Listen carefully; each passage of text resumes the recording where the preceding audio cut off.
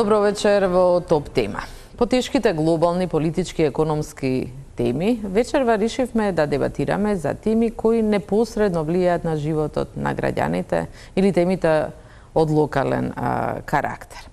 Што прават и што очекуваат граѓаните да направат нивните градоначалници на овие теми? Вечерва во студиото мои гости се градоначалниците на општина Илинден, Жика Стојановски, на Веле Саце Куцевски и на Валандово Перо Костадинов. Добро вечер и добре дојдовте. Ќе почнеме од она што беше повод да дојдете вечерва во Топ тема на Телма, а тоа е најавата за една многу голема децентрализација, втор бран на децентрализација се нарекува, што драстично би ја променила работата на општините во Македонија. Господин Стојановски, што ќе се промени? Вам вие веќе четврти мандат градоначалнички во општина Илинден, веројатно сте најискусниот градоначалник во моментов. Во државава, што можеме да очекуваме? Што ќе добијат општините? Повеќе моќи пари? Секогаш може подобро да се изорганизира, да се усогласи и работењето на локалната самоуправа како локална заедница. Меѓутоа и воопшто локалната самоуправа е најблизу до граѓаните. Бидејќи со одлуките и со можностите и со активностите кои што ги работи, дават директен придонес во нивните очекувања, реалните барања, реалните потреби. Така е, граѓаните најбрзо го чувствуваат она што вие го сработувате или не го сработувате. Токму така. Инаку процесот на децентрализација започна во 2005 година од 1 јули и овој период се спроведува, се реализира, меѓутоа како процес секогаш бара негово надградување, дополнување и континуирано следење и отстранување на недостатоците кои што се појавуваат во одредени сегменти или во одредени области на надлежности. Бидејќи локалната самоуправа има надлежности во кои што директно треба да постапува, односно да ги извршува надлежностите максимално онака како што е зацртано во законите, како што е замислено и повеќе од тоа. Што вие очекувате од оваа најавена децентрализација? Бидејќи има многу ветувања, едно се ветувањата, што вие мислите дека ќе може да се реализира доколку има политичка волја? Јас сметам дека може да се даде сериозен инпут од повеќе аспекти на локалната заедница, посебно во фискалниот сегмент. Значи, во фискалната децентрализација, тоа значи зголемување на фискалните капацитети на општините. Општините имаат своји капацитети, можности собствени, меѓутоа собствените капацитети не се доволни, туку се потребни дополнителни финансиски средства кои што треба да се спуштат од централно ниво за да може да се реализираат надлежностите. Тоа значи дека е потребно во повеќе сегменти дотациите и наменските и капиталните да се зголемат по повеќе основи. Сакам да истакнам дека една од можностите е со зголемување на средствата од ДДВ-то, данокот на додадена вредност, која што сега изнесува 4,5% од вкупните средства собрани по основа на ДДВ во централниот буџет. Значи, од вкупните средства, само 4,5% од ДДВ-то се распределува на сите 80 општини и градот Скопје. Можете да замислите тоа дека се средства кои што реално се многу мали и не се доволни за да општината функционира, туку со тие средства може само основните надлежности да се извршуваат. Не се доволни за капитални инвестиции. Нас ни се потребни средства со кои што ќе можеме да ги реализираме капиталните инвестиции. Бидејќи секоја општина и рурална, меѓутоа и општина со седиште во град, има потреби кои што се приоритетни, дефинирани од граѓаните. не се сите во одредена област или во одредена надлежност. Меѓутоа, со фискалната децентрализација треба да се порамнат и фискалните капацитети на општините кои што немаат доволно собствени средства да тоа го би требало да реализираат. биде тој процент од ДДВ за да ги задоволи потребите на општините? Ние како ЗЕЛС имаме изградено стаф и бараме процентот по основа на ДДВ да достигне вредноста од 10%. Значи, од вкупно собраните средства по основа на ДДВ од минатата година, 10% да се распределат на сите општини, поодредени. Значи двојно и нешто повеќе од двојно да се зголеми. Така, тоа е нашето барање, меѓутоа секако дека не зависи многу од нас, туку од желбата, а реалноста и сметам дека и на централната власт и одговара да има силни општини. Господине Куцевски, пред емисијата рековте револуционерна дека ќе биде оваа децентрализација. Што е револуционерно? Освен добро двојно ДДВ, значи удвојување на буџетите и на општините, вака просто земено, но има и други извори на финансирање. Да, реков револуционерно во наводници, нели, во позитивна смисла, не насилно, туку по демократски пат. На средбата со премиерот во саботата со ЗЕЛС договоривме многу големи работи кои треба да донесат значајни суштински промени во функционирање на системот на локалната самоуправа, како што рече Жико. Од почетокот на процесот на децентрализација без неколку дена ќе се навршат точно 14 години. Тоа е сосем доволен, дури и предолг период да се воочат и добрите и лошите страни и за да може да се направат соодветни промени за да се подобри системот. Јас тоа го замислувам во три правци, значи три столба треба да имаат најавените реформи. Со премиерот се договоривме веднаш да почнеме, владата да формира работна група со него на чело. Ние ќе формираме наша работна група. Добро, тоа е процесот. Може ли да ни кажете ќе работиме? кои се тие столбови, ДДВ-то договоривме да почнеме веднаш од следната недела за да ги договориме главните работи пред почетокот на годишните одмори, а веќе од есен да се почне со серија на измени и дополнување на системскиот закон за локална самоуправа и на 20-30, можеби и повеќе други закони. Трите столба се следни. Прво треба да се направи нов пакет на децентрализација на власта, тоа значи дека општините треба да добијат нови надлежности кои според принципите на субсидијарност локалната власт треба да ги добие за да ја растеретиме централната власт од недржавни работи, за да може министрите да се посветат на државнички работи, а општините да ги извршуваат другите надлежности. Во повеќе области, ние тие детали не ги договаравме, допрва треба да ги договараме, меѓутоа во ЗЕЛС имаме точно утврдени ставови, значи очекуваме најголем дел од работите на центрите за социјална работа да поминат на локално ниво. Сосема да ги потврдите? Да, значи доделувањето на парични средства, поддршка на социјално ранливите категории население да премине на локално ниво, треба да се разговара и околу агенциите за вработување, може да помине на локално ниво примарната здравствена заштита во областа на културата. Мојот став е дека се треба да се децентрализира со исклучок на десетина на институции од областа на културата кои треба да останат со префиксот национални, како што се македонска опера и балет, филхармонија, танец, МНТ, албанска драма, турска драма, некои од главните музеи. Се друго треба да премине на локално ниво.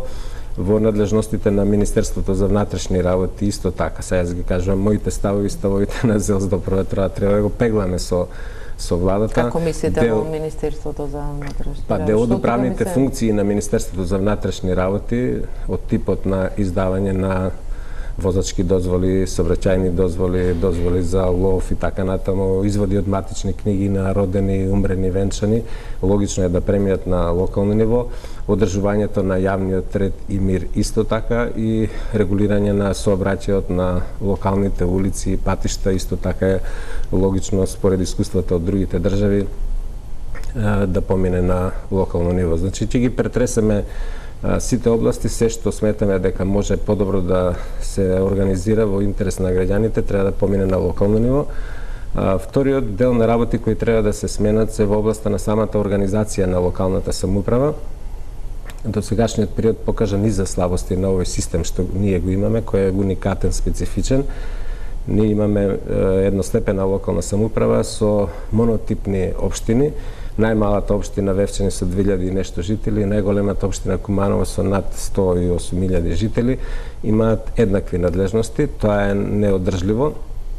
Ако сакаме да го задржиме овој број на општини, затоа што е чувствителна темата и не може да се постигне политички консензус, треба да одиме во следните правци, или да ја направиме локалната самоуправа да биде двостепена, што значи сегашните плански региони да ги претвориме во административно-политички региони по принципите на регионализација во Значи, освен општините да стане појасно, општините да имаме и 8 региони, да има 8 региони. И 8 региони ќе има... Тие ќе ги добијат тогаш посложените надлежности кои општините, малите општини... А кој ќе управува со регионите, ќе се избираат? Избрани органи или делегирани представници од општините кои се во тој регион. Тогаш на ниво на региони би преминале некои посложени функции како што се инспекцијските органи од животна средина, сообраќај, градежната инспекција, урбанистичката инспекција, средношколските домови, пензионерските домови, тие би биле на регионално ниво, или другиот правец, ако нема подготвеност да се формираат региони, тогаш би требало надлежности да ги поделиме на задолжителни и факултативни. Малите општини со седиште во село да може да избираат дали некои од надлежности ќе ги извршуваат или ако немаат капацитети, ќе ги пренесат на соседната општина со седиште во град. Избори, како доаѓа за 2 години, би требало да се избираат градоначалници, членови на совет и регионален, како ќе се вика... Ова треба се да заврши овој процес до 1 јануари. Исто така, тука би додал дека би требало да го отвориме и прашањето градоначалниците да добијат помошници, тројца помошници на градоначалникот, а советниците да не се избираат како што досега се избираат, туку да се избираат на пропорционални отворени листи, или пак на мнозински модел, значи, за да се изборниот модел сосема би се што поквалитетни представници, репрезенти на граѓаните во институциите на локалната самоуправа. И третиот столб за нас многу важен, можеби најважен во овој момент, затоа што фискалната децентрализација е најтесно грло во моментов. Македонија се уште една од фискално најцентрализираните држави во Европа. Очекуваме многу повеќе финансиски средства да добијат општините, затоа што е неспорен факт дека има хроничен недостиг на финансиски средства во општините. Општините не се во состојба да обезбедат квалитетно извршување на законски доверените надлежности, да обезбедат квалитетни сервисни услуги. Како што беше претходно речено, нашиот став е да се зголеми стапката од данокот на ДДВ од 4,5 на 10% или барем на 7,5%, а другите 2,5% да бидат во така наречениот фонд за финансиско воедначување, затоа што Македонија, иако е обврзана, се уште нема систем за финансиско воедначување. Тоа значи дека нема изградено систем како да се помагаат малите општини кои немаат финансиски ресурси, економски потенцијали за да обезбедат солидни финансиски средства и да обезбедат меѓу оние со најголеми долгови се и општини што може да обезбедат. Планираме и од персоналниот данок да се зголемат трансферите, општините добиваат дел и од данокот на добивка, од законот за игри на среќа и автомати, и исто така очекуваме да ни бидат трансферирани надлежностите за управување не само како што е сега со градежното и земјоделското земјиште, туку и со термалните извори, пасиштата, шумите, утрините, и најголем дел од концесијата за тие природни богатства од 80% да бидат приходи на општините, што се покаже како добра пракса досега со концесиите од минералните суровини, од земјоделското земјиште. На тој начин ќе ги изедначиме сите општини, затоа што во некои општини кај што има рудници, сега тие станаа екстремно богати, 4 се такви, за разлика од другите општини кај што има шуми, а шумите се на национално ниво и општините не добиваат ништо. Да, тука би се изедначиле. Ќе се создаде некоја соодветна рамнотежа. Костадинов, што ќе значи за една општина во Ландово да добива фискална независност, повеќе пари во општината, дали се потребни сорудници таа приказна до некаде завршена, не беше отворен. Не само за општина Валандово, за сите општини добре, генерално како пример, би значило многу, бидејќи проблемите со кои што локалните самоуправи се соочуваат, мислам дека веќе и повеќе од јасни. Мене не ми се допаѓа генерално интерпретацијата дека треба ние да преговараме со владата или со повисоките нивоа на власт, туку сметам дека заедно го правиме системот, треба да го направиме заедно системот да биде пофункционален.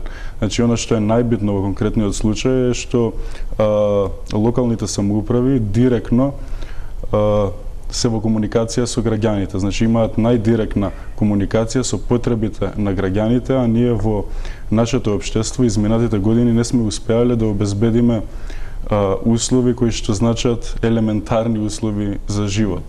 Колку сегашната ситуација, еве да го преформулирам прашањето, со некој конкретен пример, ви пречи да остварите некаков проект, нешто да преземете, затоа што нели мора да чекате и пари, и амин од Посебно власта. ние како мали општини многу ни пречи, поради тоа што ние воопшто не можеме на долг рок да правиме планови. Едноставно моменталната фискална и финансиска децентрализација ни дозволува ние да ги подмируваме тековните и оперативни расходи кои што ги има општината, но ние не можеме да проектираме раст на начин кој што би вклучил општината со сопствени средства да успее да направи некои подолгорочни капитални инвестиции. Која е капитална инвестиција најпотребна во видете, моментот вие во на моментот вашата општина? Многу, од најразлични калибри, од да. водоводи до канализации. Например, ние имаме многу населени места кои што се уште ги немаат тие елементарни инфраструктурни услови и тоа е огромен проблем. Ние системот мораме да го гледаме заедно во целина, бидејќи на сите ни е јасно дека изминатиот период ние создаваме еден систем наречен, според мене, ја така метафорички би го рекол преку оваа синтагма, Скопје и Македонската пустина. Од една страна, ние имаме процеси кои што значат иселување на населението надвор од нашите граници, но исто така имаме еден голем проблем, тоа е миграцијата од помалите средини во државата во градот Скопје. Така да апсолутно и регионализацијата и системското решавање на проблемите е многу битно наредниот период. Колкав е буџетот на општина Валандово? Буџетот на општина Валандово се вкупно е некаде околу 4 милиони евра, но тоа е релативно многу мал буџет. Основниот буџет ни е уште помал и ете, во изминатиот период во кој што јас функционирам како градоначалник на општината, имаме добра соработка, ете, можам да кажам, со владата, бидејќи реализиравме многу капитални инвестиции. Исто така и тоа е, пак ќе кажам, системот мораме да го гледаме како една целина, бидејќи Да, инвестиции со кои владата на крајот се фали. Така, има ли долгови општината, бидејќи ме интересира? Сакам би ова да го кажам, на крајот граѓаните ги интересира да им биде решен проблемот. Бидејќи ако средствата владата ги насочи кон одредена канализација во одредено населено место, граѓанинот таму би бил задоволен, доколку ги насочи по фиктивни нематеријални добра или кон споменици, многу малку ние реални суштински проблеми на граѓаните би решиле, така да многу е битно на кој начин владата... Да, добро, споменици не се градат веќе за среќа, но не се гради ни нешто многу друго. Денеска имавме извештај дека и генерално капитални инвестиции има многу малку кај нас во државава. Е различна состојбата. Вие имавте долг како лани државата потроши... Не, општина Валандово немаше долгови, но тоа е другата страна на медалот. Да имаш долгови или да имаш мал буџет со кој што не можеш ништо посебно да направиш. Така да тие се двете страни на медалот. Мора ние да направиме систем, апсолутно мора многу од надлежностите да ги префрлиме на локално ниво, значи на најнепосредното ниво, бидејќи ние многу подобро знаеме кои се потребите на граѓаните и што граѓаните сакаат, бидејќи ние и пред да бидеме функционери сме биле граѓани и мора и сега додека сме на овие функции да размислуваме така и да ги решаваме проблемите така. Значи, многу од министерствата, сметам дека и самите министерства ги правиме нефункционални поради тоа што многу од тие проблеми мораме ние да ги решаваме на локално ниво. Да не заборавиме, ќе го спомнам повторно примерот со рудниците, ние, локалното население во Валандово, односно тоа ги зафаќаше нели териториите на општините Богданци и Дојран, не го консултиравме при инсталирањето на рударски комплекс кој што целосно може да го смени правецот на Не бе консултира... Апсолутно, тоа и законите се така направени да не мора да ги консултираат граѓаните. Така да друго е кога локалното население, државата мора да има генерална стратегија на кој начин, кој регион како ќе го развива, но општините мора детално да го знаат секој милиметар од својата земја и од начинот на кој што функционираат и за тоа да одлучуваат. Да останеме малку пак кај парите. Јас која ве погледнувам бидејќи општина Илинден нема долгови, претпоставувам. Нема долгови, да, нема долгови. Дали вие земавте од онаа помош од буџетот што беше поделена да, ние земавме година и дали беше тоа добар потек? Партијата од која доаѓате, опозицијската ВМРО-ДПМН го критикуваше многу жестоко дека тоа не е решение на проблемот, да се даваат пари само за покривање на долгови на општините, со сомневање дека некои општини и тие долгови ги преувеличуваат за да се испомпуваат пари. Вака, општина Илинден нема долгови. Ние по основа на пријавени обврски, како што беше кажано и прецизирано, пријавивме обврски кои што беа за одредени рокови и на основа на тие обврски добивме 6 милиони денари. И сакам да истакнам дека добро е што државата им помага на локалните заедници, на општините. Тоа е генерално во ред 50 милиони што се дистрибуирани до општините. Меѓутоа, распределбата и понатаму останува нели малку во дилема сме дали е тоа вистинска или не е вистинска, правилна, неправилна, затоа што сме можеле сите да направиме поголеми долгови и понатаму да се распределуваат тие 50 милиони за поголеми долгови и повторно да добиеме помалку средства. Целта е да се помогне на општините да излезат од криза. Имаше општини кои што беа блокирани со оваа поддршка. Мислите ли дека со овој потек излегоа од криза? Да, значи посериозно задолжените општини излегоа од криза. Сега понатаму потребно е општините кои што не биле задолжени или помалку задолжени со помали обврски да се стимулираат во наредниот период со поддршка на проекти кои што се приоритетни за реализација. Затоа што со долговите се покриени одредени проекти што претходно ги реализирала општината, сега треба општините да добијат поддршка за да се изедначи поддршката од централната власт во делот на инвестиции кои што сега се потребни на овие општини. Затоа Тоа зборуваме пак за капитални проекти кои сепак општините така не би можеле сами да ги направат. Дали ова некоја, значи тотално менување на изборниот законник, на изборот на советите, регионални, како да ги наречеме, коцевски управители, перфектуристи се имаат разни имиња, може тоа да биде од помош или е уште поголемо трупање на администрација? Вака, и денес постојат региони, меѓутоа законот за рамномерен регионален развој предвидува определени средства кои што треба да се, меѓутоа тоа не функционира. Значи, не е работата само да се донесат закони, туку тие закони треба да се имплементираат, да функционираат. Затоа, сите закони што евентуално ќе се менуваат, ќе се усогласуваат, потребно е да ги стимулираат општините, односно да им дават поддршка во оние надлежности кои што се неопходно потребни во тој период. Што сакам да кажам? Доколку одредена општина има природни ресурси, добива средства по основа на природните ресурси. Меѓутоа, доколку одредена општина има инвестирано во локални економски зони, бидејќи за да оформите економска зона, за да биде таа во функција, се потребни сериозни финансии. Успешна, да. Дали ќе беше успешна без помош на државата? Ја направи општината или државата? Тогаш локалните економски зони се целосна инвестиција на општината.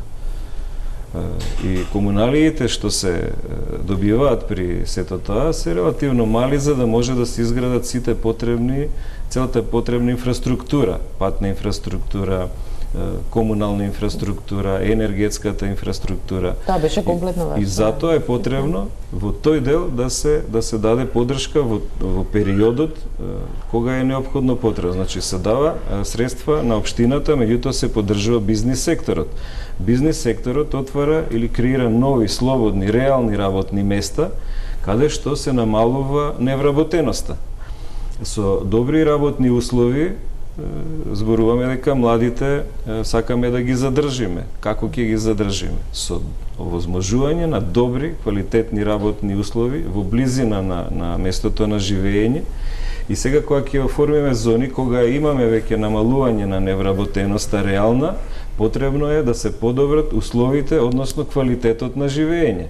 Квалитет на живење значи да имаме добри услови за домување, да имаме добри услови за згрижување на училиштата. Сите тие услови еве во општина Иглиндан. Да, вистина е. Ние ги подобривме условите и со тоа како можем да ви кажам дека имаме изголемување на бројот на жители.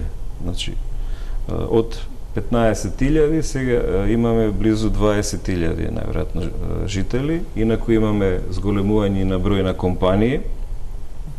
Значи, општина Илинден е единствената, например, според вас општина Валандово, која нарече Костадинов пустина наспроти градот Скопје, веројатно и близината до Скопје игра улога, но видете, територијата на општина Илинден постоела на истото место и пред 15 години, и пред 20 и пред 30 години. Значи немало зони, немало развој. Меѓутоа, во квалитетот на животот е потребно да се создадат, да се изгради добра детска градинка со одлични услови за згрешување на дечињата, одлични услови во образованието, одлични услови колку во тоа минатата влада ви помогна во општина Илинден, колку е тоа заслуга на самата општина според вас? Централната и локалната самоуправа се партнери. Доколку ги усогласат... Да, меѓутоа не беше рамномерна помошта на сите општини, сепак се избираше тоа и сега... Ако зборуваме дека треба рамномерен развој да се практикува, тогаш е во ред. Меѓутоа, морате да имате предвид дека секоја локална самоуправа и најмалата, сметам дека во изминатиот период прерасна и има подобри услови за живење. Сите општини на некој начин ги подобрија условите за живење. Па не би рекла со оглед на иселувањето дека е секаде подобрено. Кога би било добро, луѓето не би си заминувале. Куцевски и Костадинов, некаде едно од прашањата што се поставува кај обезбедување на средства беше зошто не го зголемите данокот на имот. Не го зголемувате ни вие во општина Илинден, така, иако има можност во законот од 0,1% да се зголеми на 0,3%. Зошто тоа не? Вака, прашањето е многу добро. Ние и за тоа договоривме конкретни работи со председателот на владата. И значи без државата сепак нема ништо ни на Генералното собрание на ЗЕЛ се договоривме да упатиме препорака. Сите градоначалници имаат обврска до петок да се изјаснат во писмена форма дали се согласуваат, бидејќи тоа е чувствителна материја, а следната година има парламентарни избори. Лесно може да биде злоупотребено од опозицијските политички партии за собирање ефтини поени. Инаку вистината е дека Македонија има многу ниска стапка на данок на имот од 0,1 до 0,2. Правило е... Да, иако законот дозволува 0,3. Не, сакав следното да го кажам.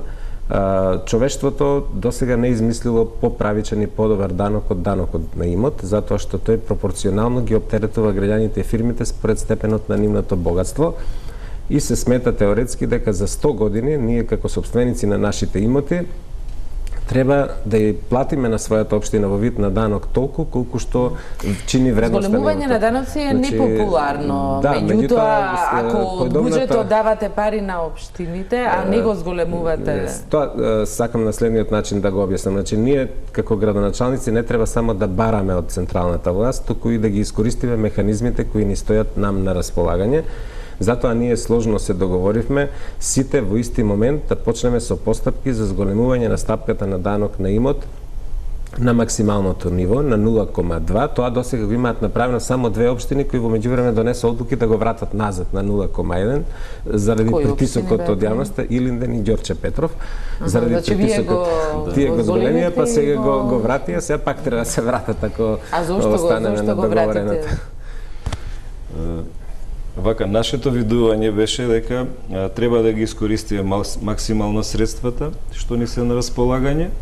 Видувањата дека од централната власт или од одредени финансиски институции и фондови во тој период, во минатиот период од 2 години немаше очекување, за да ние ги реализираме потребите и барањата на граѓаните, моравме да ги искористиме собствените капацитети. Од тие причини го зголемивме данокот на имот и ние за оваа година е 0,2. Значи единствена општина сме. А зошто го вративте на 0,1? Го вративме на 0,1 затоа што останавме како единствена општина што практикува највисока стапка. Ние не би сакале губењето на гласови на изборите е причината. Па не е причината. Ние ако се плашевме, тоа немаше да го воведеме, туку затоа што сепак сакаме да бидат и нашите граѓани во тие 81 општина еднакви. И затоа доколку не се реализира законот или останатите општини не го зголемат данокот на 0,2, тогаш ние ќе се повлечеме и ќе останеме на 0,1. Значи ќе чекате да видите. Ама не е проблем само што е ниска стапката. Проблем е што голем дел од општините не менаџираат успешно, немаат изградено добри менаџерски, административни капацитети за финансиски менеджмент, немаат направено репроценка на вредноста на данокот на имот, базите на податоци им се стари од 2005 година, никакви како што ги превземавме од управата за јавни приходи. Некои од општините направивме таква репроценка. Да, но тоа е значителен приход на една општина, некаде е основен. Многу е низок процентот на наплата. Не сакам да спомнувам имиња на општини, но има една општина која има само 970 денари наплатено во текот на минатата година по основ на Може данок. да ја кажете, бидејќи е веројатно јавен податок и можеме да го најдеме за која општина се ради. Не би сакал. Во Скопје? Рачиново е, но не е толку важно. Сакам да кажам дека ние мора да даваме личен пример и да си ги собереме собствените приходи пред да вршиме притисок врз централната власт, само да ни дава пари од централната. Костадинов, ќе го зголемите ли вие данокот на имот? Тоа е минимално, но... Па сметам како што рекоа и колегите, значи, заедно ќе треба да се произнесеме и мислам дека окей е така да одиме, нели, синхронизирано во целиот тој процес.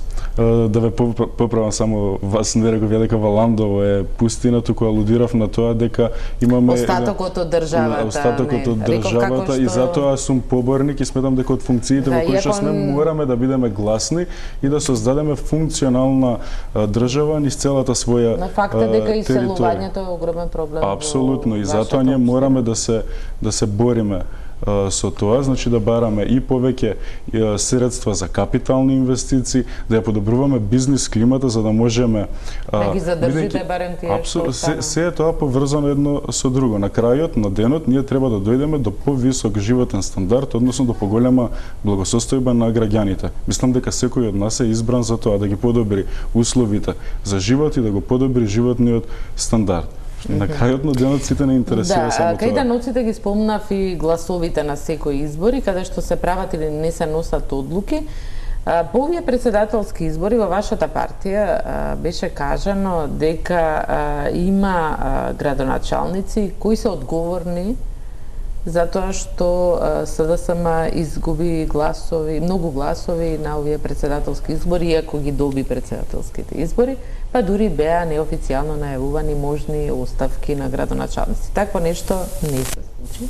Колкава е одговорноста на градоначалниците за Сигурно дека председателските избори? градоначалникот има одговорност, сега конкретно зборуваме за оние општини каде што градоначалници се Да, зборувам за СДСМ и вашата партија, тоа е мнозинството општини во Македонија. Ние имавме различни избори, тоа не беа локални избори, беа председателски избори, може да се направи паралела со општините каде што имаше и локални избори каде што резултатот беше различен од она што се оствари на председателските избори, така да мислам дека тоа е лоша генерализација, дека повеќе фактори влијаат конкретно на резултатот од председателските избори, но секако дека локалното население си го перцепира и постапките на својот градоначалник во носењето на одлуката. Да, за кој да сметате дека има одговорности таму. Повеќе фактори влијаат, како јас, како вие сите заедно ќе креираме мислење. Можеби работата на градоначалникот нема да биде пресудна, но во друга ситуација може да биде најбитна. Колку Знаете што сакаме, извинете што ве прекинувам. Ние за да направиме урбанистички план како локални самоуправи, ние за да донесеме одобрение за градба, ние мора да се обратиме на мал милион други институции. Нашата држава е нефункционална според мене институционално и затоа сум поборник за тоа колку што е можно повеќе од ингеренциите да бидат спуштени на пониските нивоа на власт. Што го кажуваше пошто ние може да изгубиме, конкретно со каде што директно ги следам состојбите, многу време за работи кои што може да ги завршиме многу брзо. Сакам да кажам дека освен фискалната децентрализација, многу е битна и на ставање на надлежностите на локалните самоуправи за да направиме функционален систем. И таму во целиот тој систем и носење на одлуки мораме да бидеме сите заедно партнери. Бидејќи на крајот на денот на граѓанинот му е битно да биде решен неговиот проблем. Значи тој да има елементарни услови кога ќе дојде во општината, веднаш да му биде решен проблемот. Администрацијата да се направи да биде функционална, бидејќи таа треба да работи во служба на граѓаните. И доколку ние направиме функционален систем, за тоа треба многу време, бидејќи не може нешто кое што со години не било менаџирано како што треба, ние да го решиме за година и пол. Тие се процеси кои што на крајот треба да ја создадат перцепцијата дали јас како граѓанин на мојата општина ќе одлучам да живеам во Валандово, да правам семејство во Валандово или слично, да ја донесам одлуката дали ќе ја напуштам мојата општина и мојата држава и да заминам во друга. Затоа системот мора да го правиме функционален. Стојановски, уште малце на политиката. По промената на власта, дали ви се промени владењето вам во општина Илинден? Во кој смисол мислите владењето? Вашето управување со општината, Точно, значи градоначалник не владее со ништо, туку тој е еден вид менаџер кој што на некој начин е извршител. Советот е тој што ги носи одлуките, но градоначалниците се првите луѓе на општината. Во ред сметам дека е многу коректен односот, работиме најнормално како и до сега што сме работеле во општинската администрација. Капацитетите на општинската администрацијата се на едно високо ниво. Ние сме 33 вработени, значи не е превработена општината. Тоа се луѓе со богато искуство кои што реализирали претходно голем дел на проекти кои што се финансирани и од сопствениот буџет, од владините финансиски институции, а исто така и меѓународни финансиски институции. Имате и проекти од ИПА. Така е, да, имаме од сите видови проекти и ние уште во 2008 година добивме и освоивме наградата од Европска унија токму за локален економски развој. Да, Тоа- со Така да ги знаеме токму тоа и немаме некоја сериозна промена во работењето и понатаму управуваме со проектите. Сметам дека имавме мал застој бидејќи согласно законот во тек од распишување на избори па се Да, до добро, тоа ова. беше И на сите нивоа. Точно, значи тој сегмент сметам дека треба да биде променет. Затоа што Кога има председателски избори, така, да носат одлуки на локално ниво. Не е во ред председателските избори да го забават или воопшто да стагнира работењето на локалната самоуправа. Бидејќи одлуките што ги носи советот или градоначалникот или воопшто што ги работиме се не влијаат на избор на председател. И затоа тој дел може би треба во наредниот период малку да се промени. Не зборувам кога се локални избори, во ред е тогаш треба да застане со активности и да не се председателски парламентарни. Меѓутоа председателски посебно сметам дека не би требало тој законник да важи од распишување па се до избори и така натаму. Колку вработени има во општина Валандово? Околу 40. Дали имаше вработување, бидејќи она што најмногу се жалат граѓаните или зборував и со луѓе и од Валандове и од Велес, е дека има нови вработувања и дека се строго партиски. Не само во општината, во јавните претпријатија и дека имате барање и притисоци од партијата да вработувате. Отпуштања претпоставувам немало. Не. Значи, вака, воопшто не би го нарекол ја тоа дека имаме притисоци од партијата, туку јас едноставно како нов градоначалник кој што влегов во таа администрација на општина Валандово, едноставно морав да имам свој тим за да ги испорачам резултатите, односно мојата визија за тоа како треба да изгледа општината. Доколку ние имавме легислатива, јас некои работи и во самата општинска администрација ќе ги решев многу побрзо, но ние имаме закони кои што едноставно не го дозволуваат во моментот тоа. Затоа реформа треба да претрпи и самата администрација за да создадеме силен механизам кој што ќе работи во служба на граѓаните. Мене ми е битно на крајот јас да испорачам резултат, а не кој сум вработил како име и презиме, туку што сум направил јас како дело. Косовски партиски вработувања.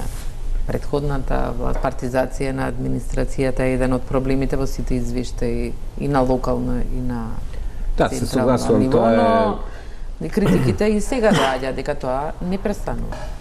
Тоа е сериозен проблем, но мора да се анализира малку поинаку, затоа што 11 годишното владење на ВМРО ДПМН остави големи последици. Во тој период беа дискриминирани членовите, симпатизерите на Социјалдемократскиот сојуз и едноставно тие не можеа никако да се вработат во јавната администрација и по доаѓањето на СДСМ на власт силни беа притисоците за вработување. Мојот став е дека Македонија мора да расчисти со тоа, дека и државната администрација и општинските администрации треба да бидат мали, професионални, добро обучени и добро платени општински администрации во конкретниот случај, затоа што ние веќе имаме сериозен проблем. Информатичари, градежни инженери, архитекти не сакаат веќе да се вработуваат квалитетни во општинската администрација, затоа што се многу подобро платени во приватниот сектор. Колку се платите ако не? Зависи на кое работно место. Највисоко платената позиција, него сметам секретарот на општината, е раководител на сектор кој доаѓа негде до 38.000, раководител на оделение 33.000, се друго е под 30.000. Во приватниот сектор добар градежен инженер може да дојде и до 50 до 60.000, а некои информатичари земаат и по 2.000 евра плата.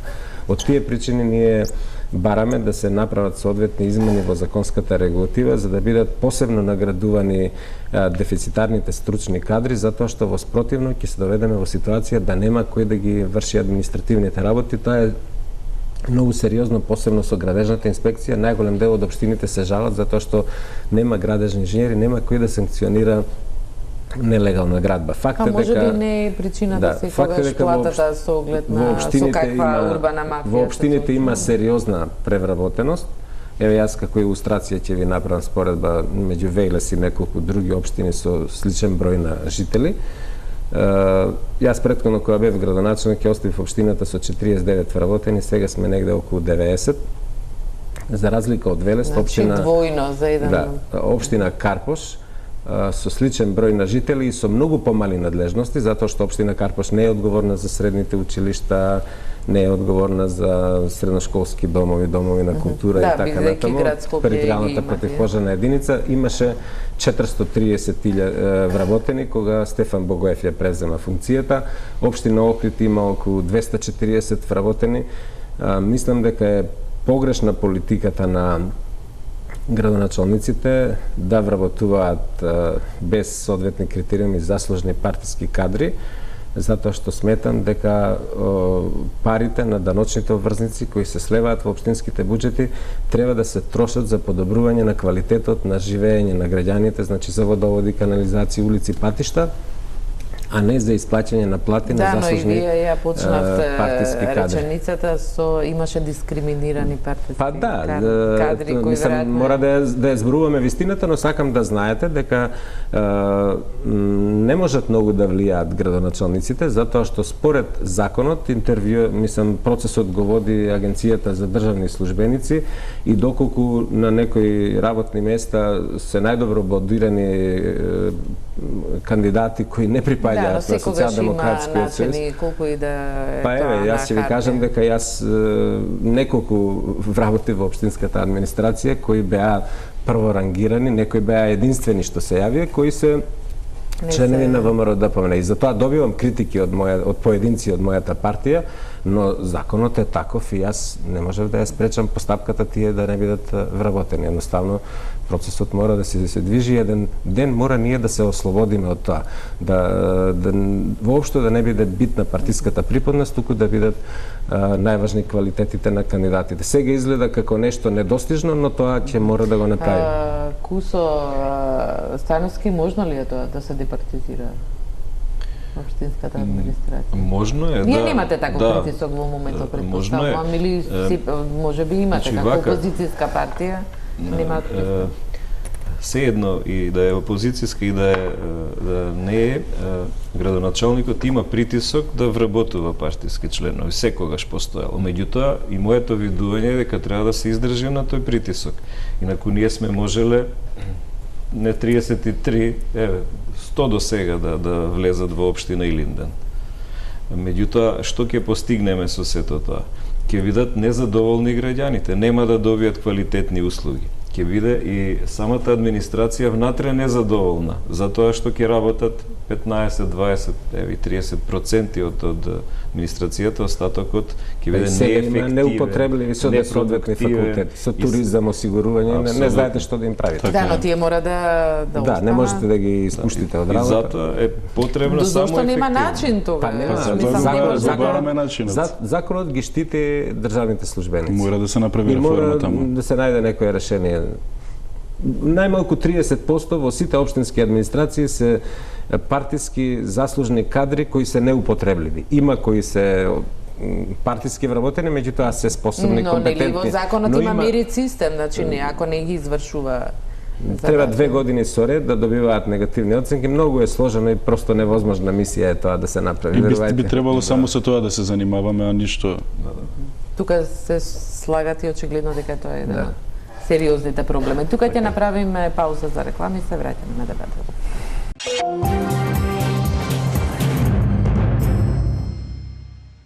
Гледате Топ тема, продолжуваме со дебатата со градоначалниците на Илинден Жига Стојановски, на Велес Аце Куцевски, на Валандово Перо Костадинов. Костадинов го спомнавте и селувањето, дека Македонија е пустина наспроти Скопје. Дали имате податоци колку луѓе се иселиле од Валандово, луѓето што таму останаа, зборуваат дека Италија ја наполнивте, сега Африка е наред да одат во Џибути да работат. Не види, многу е нормално луѓето да бараат начин да екзистираат. Голем дел од иселувањата не се однесуваат нели само на материјалните услови, но во секој случај мора луѓето да го Да, и бараат квалитетот на живот се своето чаре.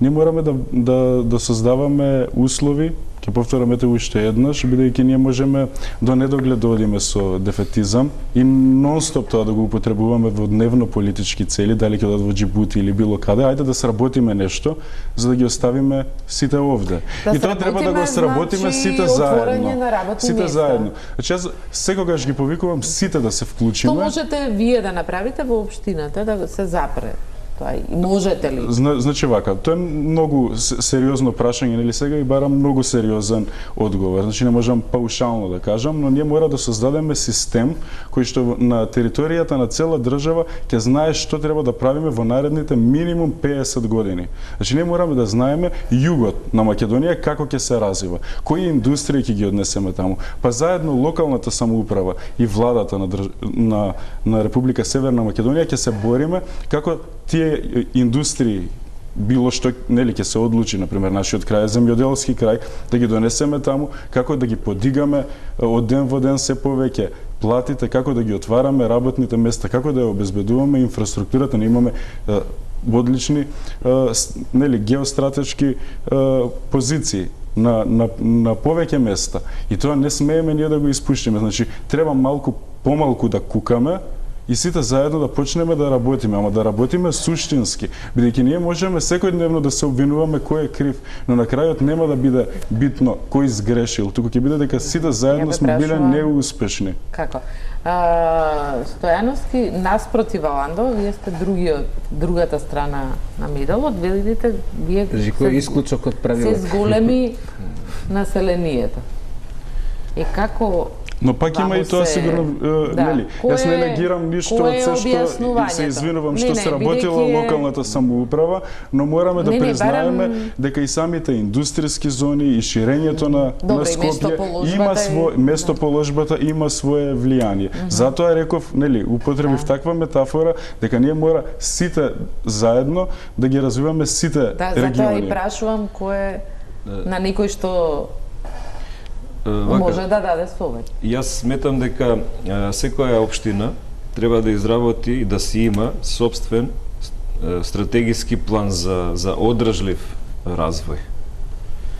Тоа значи да ги искористи максимално можностите што ги има соодветната општина. Вие имавте таков план? Така е, да. Ние веднаш, уште 2005 година, седнавме, направивме добра стратегија, добар стратешки план и секои 4 години го обновуваме. Стратешкиот план не е листа на желби, туку е сериозен акт каде што реално се гледат можностите и капацитетите на општината за да може да се искористат силните страни. Нашата визија беше на почетокот. Значи дека точно и кажавте и на владата, ние сакаме тоа. Ние точно знаевме што сакаме да постигнеме и како тоа да го постигнеме. И нас не водеше девизата да ги искористиме силните страни на општина Илинден. Значи ги дефиниравме јасно кои се силните страни. Секоја општина има свои силни страни. Да, и тие треба можностите да ги извинете што ќе ве прекинам. Наши Валандово и целиот југ има силна компаративна предност, има да развива земјоделие. И ние од нигде никаде, цело локално население во нашиот регион се соочува со тешка индустрија Г1. Сите претходно инвестирале во механизација, значи заработуваат од земјоделие и сега сите се донесени под опасност. Значи ние го менуваме текот и правиме нов тек. Да, па правиме борба која што трае нели со години, па се изборуваме и немаме тоа стратешки. Затоа велам дека ние мора заедно да направиме стратегија, секој регион да се ги искористи своите компаративни предности, својата местоположба и на таков начин да се развива. Во фузија. Споминавте дека не сте биле ни консултирани за отворањето. Да, апсолутно. На народниците за разлика од Илинден, силните страни државата претходно на нашиот регион не знаеше да ги искористи, а уште во бившите држави и системи во кои што сме биле е лоцирано и направени се анализи дека тој регион мора да се развива преку тоа. Значи можеме да храниме, да ја нахраниме цела Европа. Така и тоа квалитетно. Меѓутоа таму не сме. Значи, вака, ние имаме во во државата имаме одредени 32 или 34 градови од претходно. Општина Илинден во тој период не била ниту на ниво на просечно село во државата. Значи, сепак, ако сите во заедницата сакат да постигнат одредена цел и точно знаат што сакаат, тогаш еве го успехот. Ние не кажуваме дека воопшто не се е завршено. Далеку од тоа, имаме уште проблеми, уште многу проекти за реализација, меѓутоа затоа и знаеме што треба да постигнеме во наредниот период, дека со изворните приходи ние реално не можеме да реализираме толку голем број на капитални инвестиции. Затоа се неопходно потребни дотациите да се зголемат на реална основа, врз основа на реални показатели сегашни, не историски, по број на ученици, по потреби за одржување на згради. Еве да речеме, ние се залагаме за техничките училишта и отворивме ново средно техничко, електротехничко, информатичко и автоматика се воведе во период кога техничките училишта скоро да ги снемат. Имате ученици запишани? Да, и имаме ученици и повеќе од тоа, уште во првиот уписен рок се пополнуваат 2 паралелки. И се јавуваат многу повеќе ученици отколку што имаме реални капацитети. Тоа се направи затоа што има одлични услови за образованието. И ние знаеме дека образованието е основа за еден развој на младите и воопшто за општината или за државата.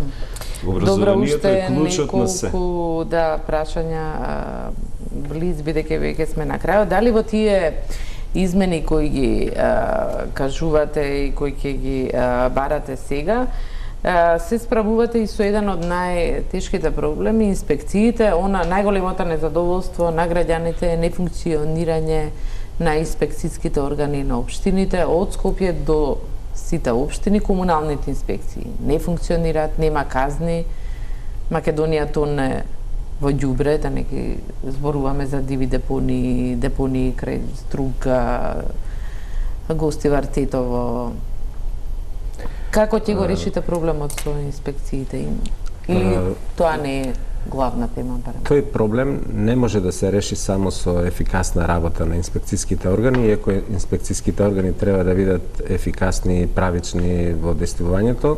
Ние мора да влијаеме врз нашите сограѓани да се подобри културата на урбано живење, затоа што надлежните комунални предпријатија и инспекцијски органи не можат толку да сработат, да исчистат или да казнат, колку што неодговорните граѓани може да создадат. Значи мора да вие ја зголемивте комуналната инспекција во Велес. По разни основи граѓаните се изфрустрирани и незадоволни од состојбите во општеството. Не, ја не гледам како тоа е оправдување. Незадоволството го искажуваат на некој чудесен начин, заради тоа велам дека мора да ги прифаќаме. Отидете во Србија, било каде или во Софија, ако ние ги подценуваме бугарите, пикавец не може да видите на улиците, ниту хартија. Значи граѓаните живеат културно, градски убаво, не ги фрлаат отпадоците таму каде што треба. Меѓутоа сте ги виделе казните таму за кулкави се? Па сега не можам да правам такви паралели. Имате ли вие во Велес повеќе? Да, ние ги имаме сите надлежни инспекцијски органи, имаме склучен договор со 10 општини на кои дури им позајмуваме инспекцијски служби затоа што тие немаат потенцијали да вработуваат просветна, комунална, градежна и не знам друга каква инспекција. Најголема слабост ни е градежната инспекција. Останавме само со еден инженер, затоа што не се атрактивни работните места. За тие плати не сакаат да работат како градежни инспектори, затоа што е тоа тешка работа секојдневно. Носат решенија кои се непопуларни, се под закана, физичка, вербална и така натаму. Да, но вие имате отворено нови јавни предпријатија, ако не се лажам. Имате за паркирање. Да, и за гасификација почнавме да работиме на тие стратешки. Јавното комунално предпријатие Дервене со децени. Ви забележува дека во предпријатието за паркирање имате само еден вработник? Па да, затоа што се уште не е завршена процедурата до крај. Очекуваме до есента да завршат сите, да ги добиеме сите согласности од Министерството за внатрешни работи во врска со зонското паркирање, и кога ќе стартува зонското паркирање, тогаш јавното предпријатие ќе се екипира и ќе ги добие сообраќајниот хаос. Па се надеваме, ние работиме и на план за одржлива урбана мобилност, нешто што е тренд во европските градови. Работата ни е работи една реновирана компанија од Љубљана, од Словенија. Ќе направиме вистински позитивни промени во начинот на одвивање на сообраќајот. Целта е граѓаните да видат на прво место, на второ место велосипедистите, на трето место добро организиран јавен градски превоз кој е можно со еколошки горива, и на четврто место да дојдат нашите приватни автомобили. Тоа е малку тешко да се направи во старите градови како што е Велес, затоа што не може да создадете пешачки зони, но тоа што ни го даваат условите ќе се обидеме до максимум да го искористиме. Паралелно работиме и на реализација на стратегијата за Велес паметен град, и верувам дека во наредниот период ќе се случат многу добри позитивни. Се надевам ќе биде и чист град, и вие не можете да се пофалите најмногу со хигиената. Ја не знам кој може да се пофали во Македонија. Кој град? Во општина Илинден нема диви депонии и хигиената е на многу високо ниво. Вие мислите на вашите жители. Дали казнувате? Дали вашите комунални инспектори казнуваат? Секако дека казнуваат. Ние имаме неколку комунални инспектори. Не се плашите вие дека би изгубиле гласови? Не се плашиме, не. Ние сме се договориле дека не сме да има дива депонија и не сме да има отпад. Ние сме можеби единствена општина што сметот го носиме во Дрисла. Тоа се 25 километри во еден правец и 25 назад се 50 километри. И дополнително за тоа плаќаме по 12 евра од тон. Тоа се средства кои што се значително оптоварување за општинскиот буџет и за предпријатието, меѓутоа ние не дозволуваме отпад да се депонира во општина Илинден. Инаку можете да се информирате за хигиената во општина Илинден. Комуналните предпријатија, две имаме јавни предпријатија, едното е за водовод, едното е за комунална хигиена и јавната чистота. Добро, јас кажувам веќе и одличен печаток. Вие секако сте, веројатно сте задоволни, јас но мислам дека барем не сме, можете и парк да направите за промена. Ако некој не ја знае границата на општина Илинден, може само со самото поминување да ја препознае каде е границата. За крај, Костадино, дали размислувате за јавно-приватно партнерство како можност за реализација на некои Па сигурно дека проекти, не е само стратегиве за бидејќи поголемите, како да ги кажам, баш можеби револуционерни потфати кои што треба да се случат за прв пат во нашите посебно мали средини кои што сме ние, сигурно мораме да ги сигурно туку едноставно и најбрзо и најлесно можеме да ги обезбедиме преку јавно приватно партнерство, така да наредниот период работиме и ние на повеќе. Сакаме тоа да го постигнеме, да обезбедиме подобри услови. Валандово поврзува многу други општини, не поврзува со Република Бугарија и Република Грција. Сега овој период циркулацијата на луѓе е многу голема, посебно во летниот период, така да сакаме дополнително да ја подобриме инфраструктурата. Првобитно сакам сите населени места да ја добијат основната инфраструктура, бидејќи е трагедија да ги оставиме нашите населени места кои што се живи, кои што таму живеат луѓе, кои што плаќаат даноци, дали во општинскиот, дали во централниот буџет, да имаат елементарни услови и ќе се бориме и ќе работиме. Добро, ви благодарам сите на учеството во вечерашната емисија. Тука е крајот на Топ тема. Останете на Телма и имајте пријатна вечер.